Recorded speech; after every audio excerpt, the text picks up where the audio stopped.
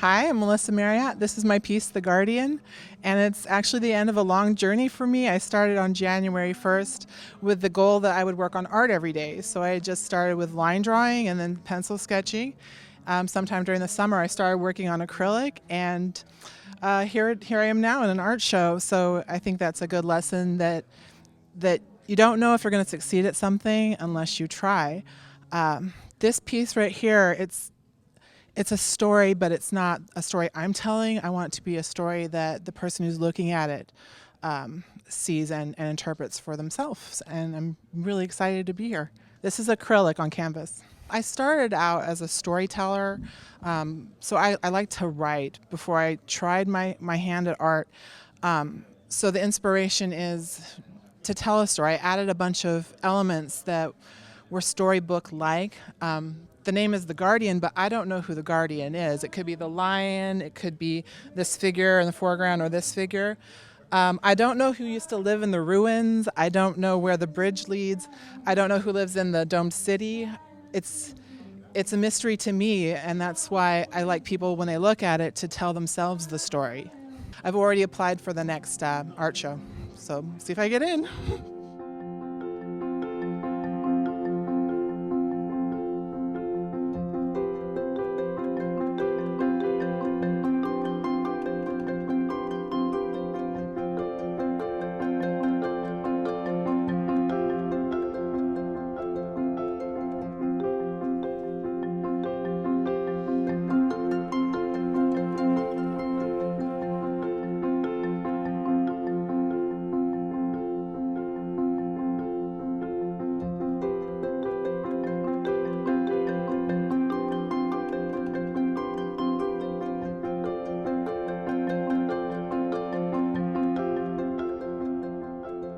Thanks for the opportunity to share with you about my artwork. My name's Kristen Caldwell, and this is Tell Me a Tale of Dragons, and it's a collage of recycled print material and acrylic on canvas. So mostly what I've used here is recycled books, mostly children's books, because they're so rich in color and so beautiful. And each piece is actually individually cut. There's no mass production process for getting each piece, so I use hand cutting with scissors, and in some of the piece there are hole punches of different sizes. So you can see that this portion down here is woven, and these individual dragon scales have been cut from a novel about dragons, and also local newspaper clippings, just to give different texture and dimension using different types of letters and text. And then over here, this is all different sizes of hole punched, individually placed pieces to get that magic effect here, and mixing of color, almost like a half-tone experience where you can step back and see different colors blend together when they are put next to each other. So the inspiration for this piece is just that my favorite thing in the world is stories, and telling story, listening to story, performing stories, writing stories. And putting stories into my artwork is my favorite thing to do. So I love fairy tales, I love fantasy, and the Myth and Magic show was just a perfect opportunity to bring in tales of dragons.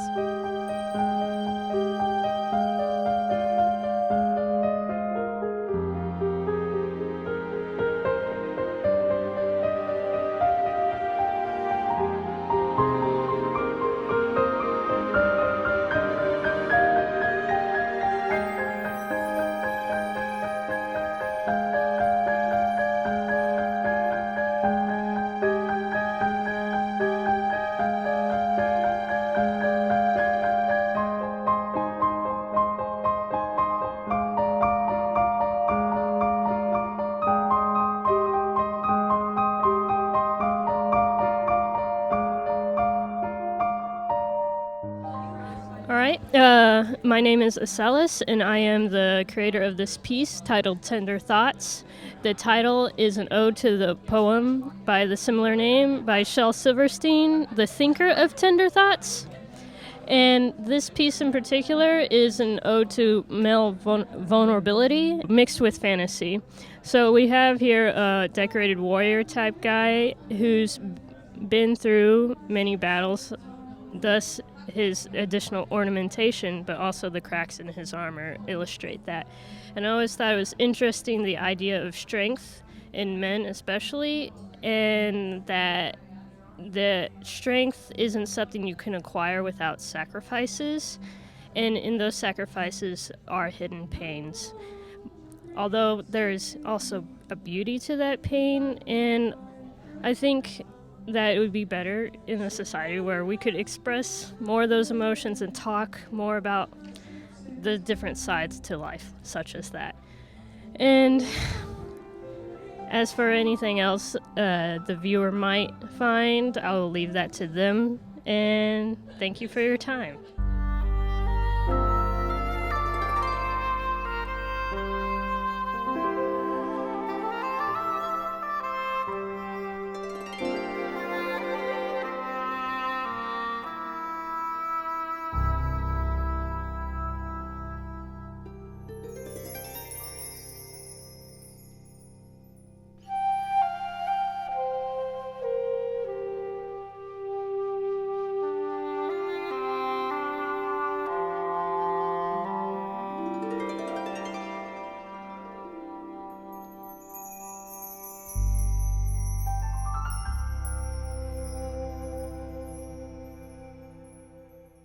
My name is Crystal O'Connor. I was born and raised in Portland, Oregon.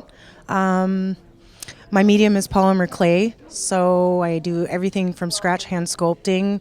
I use different needle tools and blades, and I use chalk, pastels, acrylic paint to shade and color some of it, but most of it's colored with different clay or a combination of clay mixed together.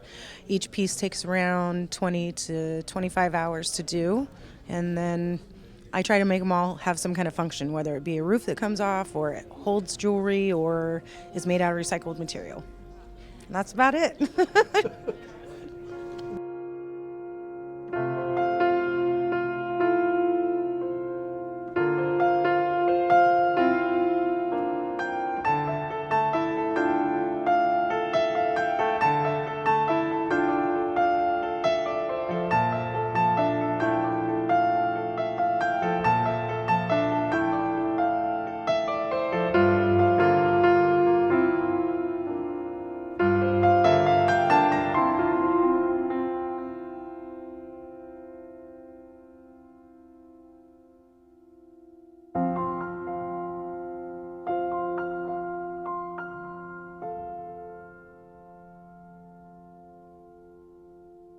Hello there, my name is Nathaniel Lawrence. I'm kind of new to Gresham over the past year and a half, but I'd just like to introduce you to my photography.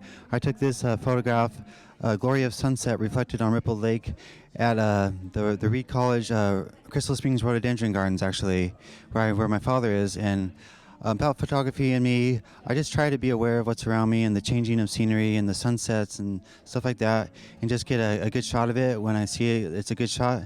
So I'm pretty much of an amateur photographer. I'm just doing it for the love of it. But I do take a lot of pictures at this time, a lot of them just with my phone, but I'm glad to be able to share this photo with you. Thanks so much.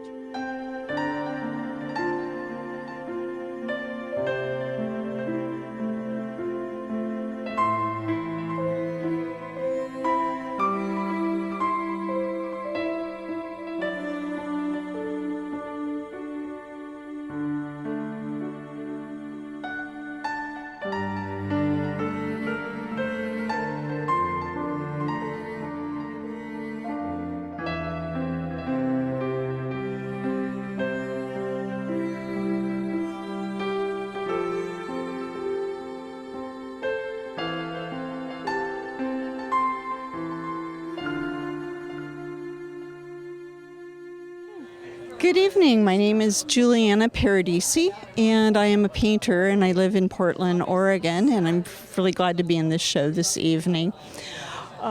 The show's name is Myth and Magic, and the artwork that I've submitted are 2 paintings.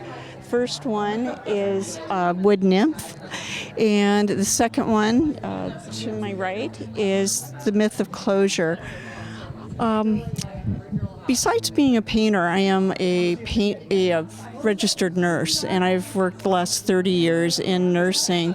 My work is inspired by many different things, including the environment and wilderness, but I'm probably most inspired by what people do and how they experience the stories that they live in their times. I'm particularly interested in the hero's journey, which relates directly to myth and magic, and how we pull stories from our collective of myths and Jungian imagery, and we bring it together in order to find meaning and assign thought processes to our lives and what we go through in the everyday. So Myth of Closure is fairly explanatory. I think when we go through things, when we live our hero's journey, we carry those stories with us forever. And while we learn to adapt and move through them and beyond them, we carry them with us. And that's simply the myth of closure, that those stories are always relevant to ourselves. And Wood Nymph is just more kind of playful. Just the fact that the trees outlive us by hundreds of years, and they see our stories, and they don't particularly tell them, but they watch over us. They're the standing people. They're the ones that are here, and our lifespans are maybe 100 years, where a tree can be 500 years old, if it's lucky, up to 1,000. And I like to think about that. That they witness so many cycles of lives and so many stories and so many heroes' journey. And they're made with oil stick and graphite. These particular images I did some drawing into and then came through with oil stick. And thank you, that's it.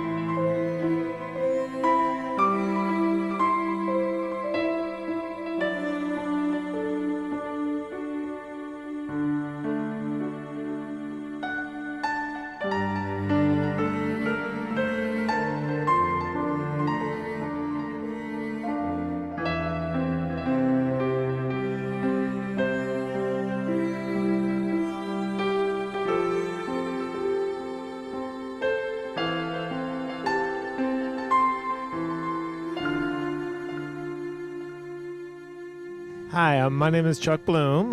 This is my work, these 3 pieces here.